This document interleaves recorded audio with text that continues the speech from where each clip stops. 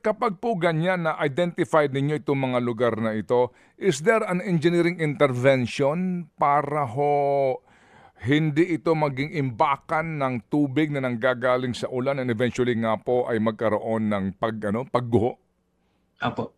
So ngayon po, bumuo yung Regional Disaster Risk Reduction and Management Council, ang tinatawag na Technical Working Group. Mm. So yung DNR-MGB po, siya yung, and DOST FIVOX, sila yung main technical assistants na kapagbigay ng impormasyon.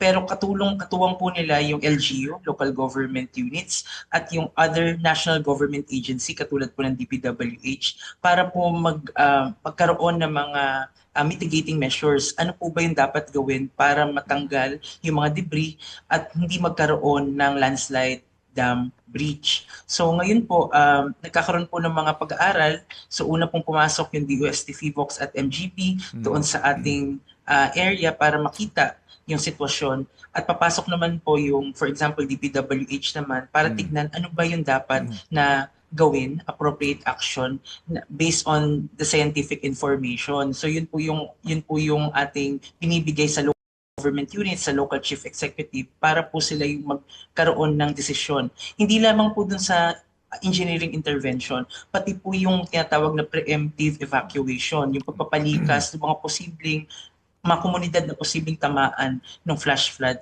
in case na magkaroon po ng landslide, dam breach. Opo, so yung nga po, kasi nga dahil po ang kagandahan po dito, maaga po itong na-identify at maaga din po magkakaroon ng babala sa mga LGUs, sa mga komunidad. Ilan po sa mga nabanggit po ninyo na mga identified na artificial river dam na ito ang merong komunidad sa baba? Opo. So yung tinitingnan po nating 7, actually 7 doon sa Sarangani at 7 doon sa Jose Abad Santos. As of yesterday pa lang po yan, Manong Ted, no? So ibig sabihin, pwede pang madagdagan siya. Lahat po yan ay may mga immediate communities, mga communities adjacent doon sa, or katabi, or sa downstream din ng ating tinatawag na river channel. So lahat po yan ay may risk. Lahat po sila ay may mga communities na pwedeng maapektuhan. So 14 areas po yan tinitingnan natin. Opo.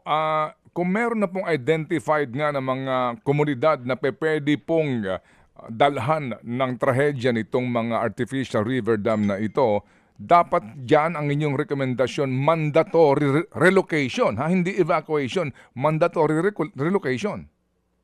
Opo, meron kami, Manong Ted, meron kaming mga areas talaga na sinabihan na po namin ng permanent relocation na. So kasama po sa assessment na ginagawa po ng DNR-MGB ay identification of not only temporary shelter para po sa mga affected ng lindol, kundi pati permanent relocation sites. Opo. So sa ngayon kasi nag-uulan doon sa area pero baka na naman po magtag-init, no? Kasi ngayon sabi ng Pag-asa, weird ang ating panahon, baka din po makaranas po ng strong El Nino in this part of the country.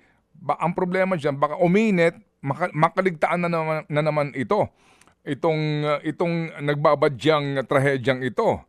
So ano ang tugon sa inyo dito nung LGU kung meron man doon sa permanent na na relocation nitong mga komunidad sa ilalim po ng artificial river dam na ito? Opo. Hindi lang po yung identification nung permanent relocation site ang mahalaga dito sa programa po na to. Kailangan nating mapaintindi sa mga tao bakit delikado yung ganitong mga conditions at mga features na nakikita po natin. Kasi yung awareness po, ito yung pinakamahalagang driver para po ma-convince natin yung mga communities na lumikas o mag-relocate ng kanilang mga communities. So kasama po dun sa identification ng permanent relocation site, katuwang po ng local government units, ay yung pagbibigay ng tinatawag na Information, Education, and Communication Campaigns or IEC. So bakit mahalaga na maintindihan po ito para po mapakilos yung self-involvement and self-awareness ng mga tao na may kinalaman dun sa geohazards ay makuha nila at maintindihan po nila.